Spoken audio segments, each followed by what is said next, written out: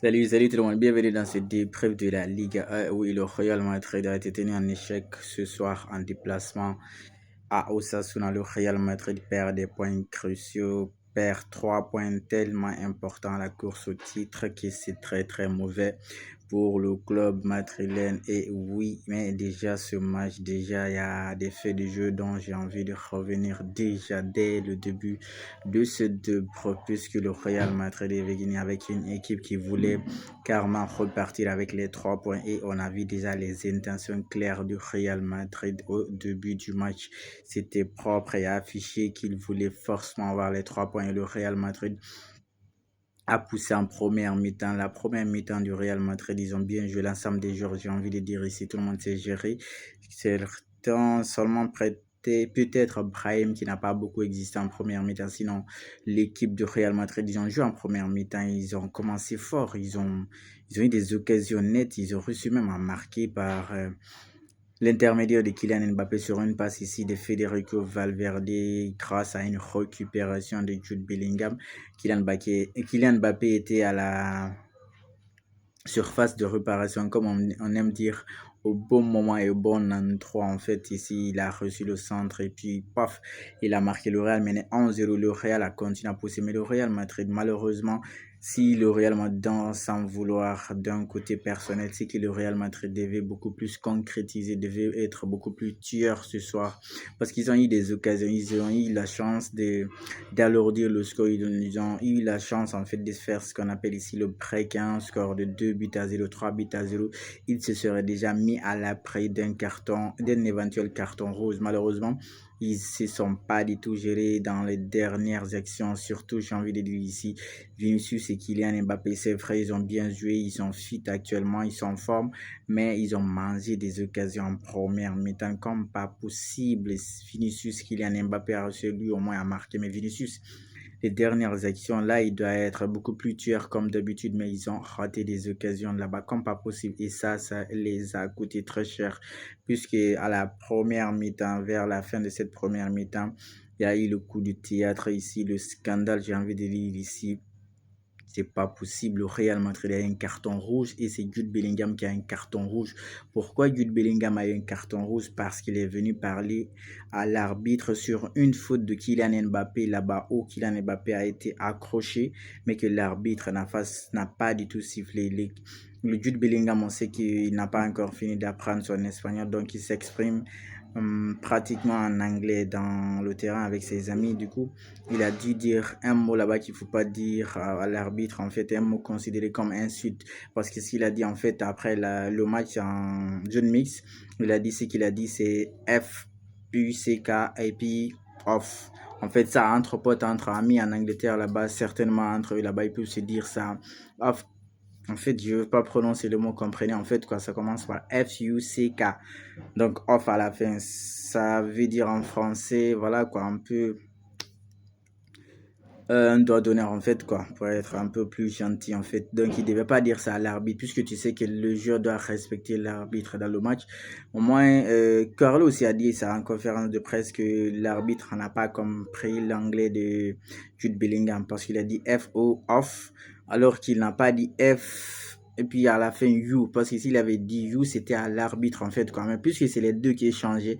Donc si Jude Bellingham a dit F off à la fin, ça veut dire s'il s'adresse en fait indirectement à l'arbitre ou de façon directe, et ça mérite le carton. On sait que si un joueur insulte l'arbitre, c'est carton rouge, il n'y a pas de discussion sur ça. Mais sur le premier match, j'ai envie de revenir sur l'arbitrage de l'arbitre central et surtout les arbitres de la VAR. Parce que comme j'aime à le dire, les arbitres, ils sont humains, surtout l'arbitre central. Certaines actions peuvent l'échapper, certaines actions, il peut ne pas les voir. Mais c'est à la VAR de l'appeler pour lui dire cette action, tu dois revoir, il y a faute quelque part, il y a cette action. Il a refusé carrément de voir les actions du Real Madrid en première mi-temps. On a vu des fautes là-bas. Osasuna a commis plus de fautes que le Real Madrid et ils n'ont pas été sanctionnés en carton jaune ou carton rouge. Sinon, le fait de parler à l'arbitre, Jude Bellingham aurait dû avoir un carton jaune, mais puisque ça a été considéré comme insulte, il est le rouge. L'arbitre et des actions là-bas, l'action de Vinicius en première mi-temps, deuxième action de Vinicius en première mi-temps aussi. Tout ça, c'est des pénaltys qu'il aurait dû aller voir ça à la VAR. Il a carrément refusé, il n'est pas allé. J'ai l'impression ce soir, le Real Madrid a été sanctionné par le fait qu'ils ont fait un communiqué sur les arbitres. Du coup, la Liga et les arbitres, peut-être, ils ont voulu le sanctionner. Et là, ça coûte très, très cher au classement au Real Madrid, puisqu'en perdant ce soir 2 points, le Real Madrid peut se faire en fait ici ça peut quitter peut perdre la place de leader et en cas de victoire du Real et du Barça de lundi soir face à Rayo Vallecano, le Barça pourrait revenir à la tête du championnat espagnol et se dire que ça va tellement vite en 2 journées déjà. Celui qui était premier peut se retrouver troisième, celui qui est premier peut se retrouver deuxième, puisque Tico a fait match nul aussi donc Tico a vu rouge en fait leur match contre Celta Vigo. C'est pour dire que cette journée là c'est lui qui doit profiter, c'est bien le Barça en cas de victoire. Déjà l'arbitre, c'est pas possible. Deuxième mi-temps ils sont rentrés, le Real Madrid a continué à pousser. Comme j'ai dit, ils avaient déjà 1-0 toujours en première mi-temps que Osasuna n'a pas mis. Deuxième mi-temps avec 10 contre 11. Osasuna, on savait qu'il allait continuer à pousser avec la supériorité numérique et ils ont réussi à avoir un penalty pour pouvoir égaliser. Et c'est Camavinga qui vient créer un penalty. C'est Camavinga, il est bon, c'est un bon joueur. Balle au pied, projection, passe, la lecture de jeu, mais parfois jusque-là, j'ai envie de dire, il a des déchets qu'il n'a pas encore fini de corriger. C'est un jeune joueur, mais il doit corriger ça maintenant. Il joue dans un grand club. C'est-à-dire le penalty qu'il crée, en fait, d'accord, si on revient sur le penalty de Camavinga, il y a contact, si la règle est claire, s'il y a contact entre le défenseur et l'attaquant dans la surface de réparation, c'est penalty. Oui, il y a contact, donc il y a penalty.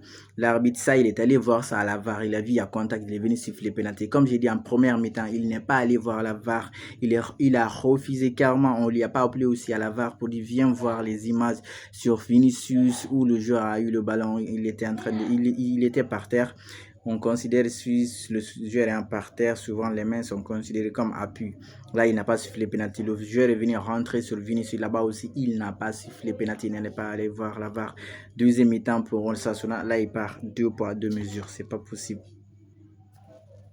L'Assassina a égalisé, puis sur un score maintenant de 1, Osasuna continue. Mais même à 10 contre 1, le Real Madrid a existé. Le Real Madrid a eu des occasions, le Real Madrid a poussé. Et puis Kylian Mbappé là-bas est parti là-bas sur une accélération. Waouh, mais quelle accélération, mais c'est une parade enlevée ici par le gardien de Osasuna.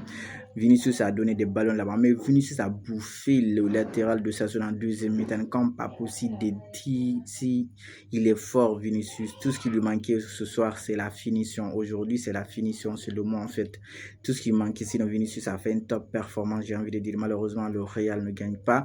Les 3 points repart avec 1 point. Et c'est dire encore une fois, encore deuxième mi-temps, l'arbitre a mis beaucoup de jaunes pour Osasuna.